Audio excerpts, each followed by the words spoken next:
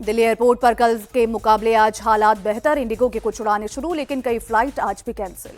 Delhi airport ने जारी की एडवाइजरी, कहा धीरे धीरे शुरू हो रही है इंडिगो की फ्लाइट्स। फ्लाइट की जानकारी कंफर्म कर ही एयरपोर्ट के लिए निकली। शुक्रवार को इंडिगो के 1000 से ज्यादा फ्लाइट्स हुए कैंसिल। देश भर के एयरपोर्ट्स पर हजारों यात्री रहे परेशान।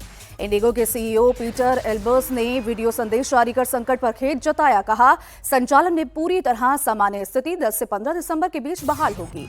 इंडिगो संकट को लेकर केंद्र सरकार ने दिए हाई लेवल जांच के आदेश। 72 घंटों के अंदर सब कुछ ठीक होने की उम्मीद। इंडिगो के खिलाफ सरकार ने बनाई हाई लेवल जांच कमेटी। 15 दिनों के भीतर डीजीसीए को रिपोर्ट सौंपेगी जांच कमेटी। नागरिक उड्डयन मंत्री राम मोहन नायडू बोले जवाबदेही तय की जाएगी। भविष्य में ऐसी दिक्कतों को रोकने के लिए कदम उठाए जाएंगे। यात्रियों की सुरक्षा सबसे बड़ी प्राथमिकता। इंडिगो संकट के बीच डीजीसीए का बड़ा एक्शन। वीकली रेस्ट वाला फैसला तुरंत प्रभाव से वापस। क्रू मेंबर की छुट्टी वाली गाइडलाइंस वापस ली। संकट के चलते इंडिगो को डीजीसीए की वन टाइम छूट 10 फरवरी के बाद फिर से नए नियमों का पालन करना होगा। हर 15 दिन में इंडिगो एयरलाइंस डीजीसीए को रिपोर्ट देगी।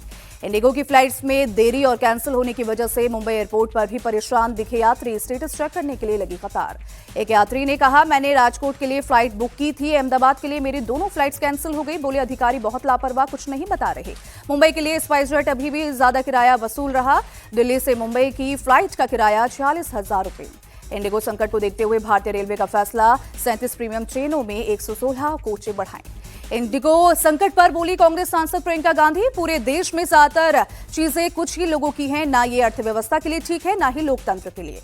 सपा सांसद डिंपल यादव बोली, इस संकट से लोग बहुत परेशान है, सरकार को तुरंत इसमें हस्तक्षेप कर एक्शन लेना चाहिए। 2 दिन के दौरे के बाद शुक्रवार रात मॉस्को लौटे रूसी राष्ट्रपति पुतिन। एयरपोर्ट में विदेश मंत्री एस जयशंकर ने किया सी ऑफ। राष्ट्रपति भवन में पुतिन के सम्मान में रखा गया डिनर। पीएम मोदी और पुतिन साथ नजर आए।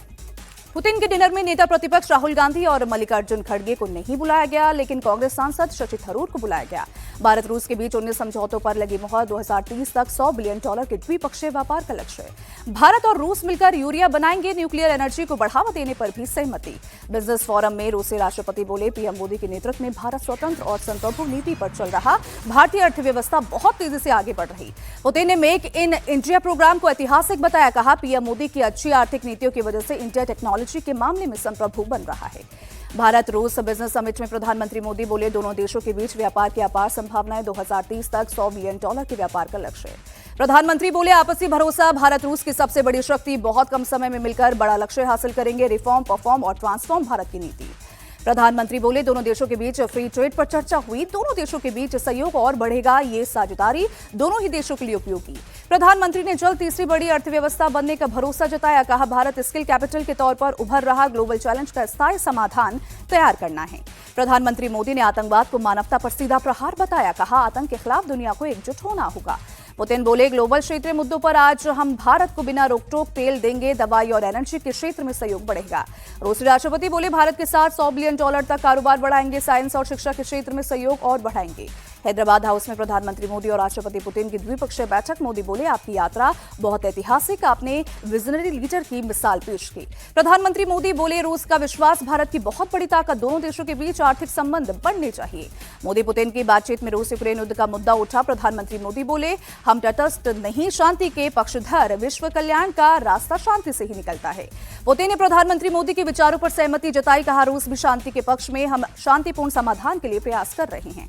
बातचीत में रूसी राष्ट्रपति ने की प्रधानमंत्री मोदी की तारीफ। रूस यूक्रेन जंग खत्म कराने के लिए मोदी के प्रयासों को सराहा। द्विपक्षीय मुलाकात के बाद साझा प्रेस कॉन्फ्रेंस। प्रधानमंत्री मोदी बोले, भारत रूस की दोस्ती ध्रुव तारे की तरह, हमारी दोस्ती ग्लोबल चुनौतियों का सामना करेगी। बाबरी मस्जिद विध्वंस के 33 वर्ष पूरे होने पर आज अयोध्या, मथुरा और वाराणसी समेत पूरे यूपी में सतर्कता बढ़ती जा रही है। सुरक्षा के कड़े बंदोबस्त किए गए हैं। अयोध्या में बीती शाम पुलिस के जवानों ने शहर में किया पैदल मार्च। सीसीटीवी और ड्रोन के जरिए की जा रही है निगरानी। शहर में कई जगहों पर चलाया गया चेकिंग अभियान। डॉग स्क्वाड की टीम भी रही साथ। पश्चिम बंगाल के मुर्शिदाबाद में टीएमसी से निकाले गए विधायक हुमायूं कबीर बाबरी मस्जिद की नींव रखने पर अड़े। कार्यक्रम को देखते हुए सुरक्षा के कड़े इंतजाम।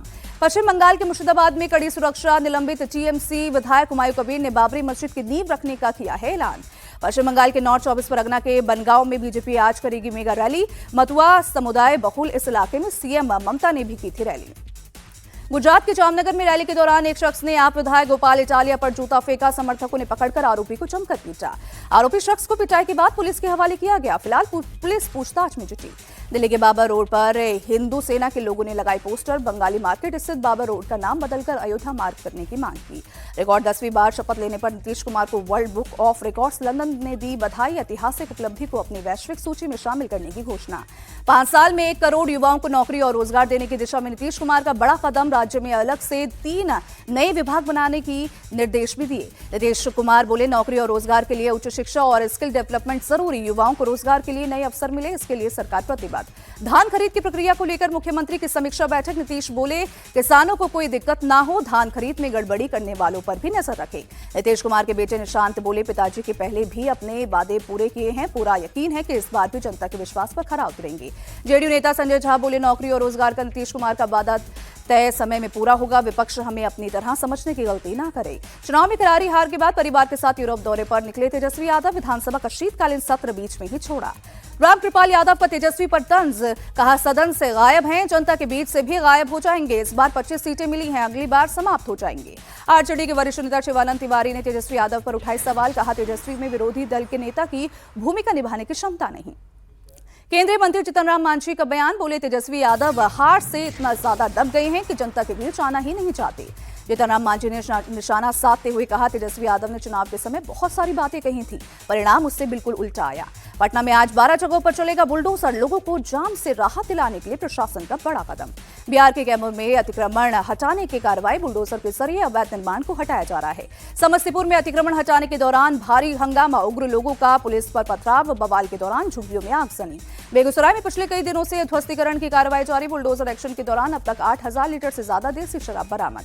हाजीपुर में अतिक्रमण हटाने का अभियान तेज। ट्रैफिक जाम की समस्या से छुटकारे के लिए बाजार में अवैध कब्जे पर चल रहा बुलडोजर। मुजफ्फरपुर में भी पीले पंजे के एक्शन से हड़कंप। सड़कों के किनारे का अतिक्रमण बुलडोजर से जमींदोज। कई दुकानदार सामान समेटकर भागे। सिवान में लगातार तीसरे दिन अतिक्रमण हटाओ अभियान। पुलिस फोर्स की मौजूदगी में जिला प्रशासन ने अवैध कब्जों पर बुलडोजर चलाया। मुजफ्फरपुर में स्थानीय बीजेपी नेता पर जानलेवा हमला। घात लगाया। अपराधियों ने पीछा कर गोली मारी। गंभीर हालत में अस्पताल में भर्ती कराया गया। अररिया जिले के शिक्षिका शिवानी वर्मा हत्याकांड का बिहार पुलिस ने किया खुलासा। सुपारी की लिंक में गलत पहचान में शिक्षिका की हत्या की गई थी। पटना में फर्जी केंद्रीय जांच एजेंसी पहचान पत्र के साथ 2 आरोपी गिरफ्तार। पटना एयरपोर्ट परिसर में दोनों संदिग्ध को पकड़ा गया। केंद्रीय गृह मंत्री अमित शाह के गुजरात दौरे का आज दूसरा दिन। सनादर में अगथाला बायो सीएनजी और उर्वरक संयंत्र का उद्घाटन करेंगे। बीजेपी अध्यक्ष जेपी नड्डा आज 2 दिन के दौरे पर झारखंड जाएंगे। कई कार्यक्रमों में करेंगे शिरकत। अवैध नशे के कारोबार पर योगी सरकार का एक्शन। एएनटीएफ और औषधि प्रशासन यूपी के कई शहरों में की छापेमारी। कोडेन के दुरुपयोग में 128 फर्मों पर एफआईआर दर्ज की गई। लाखों रुपए की कीमत की अवैध नारकोटिक दवाएं जब्त।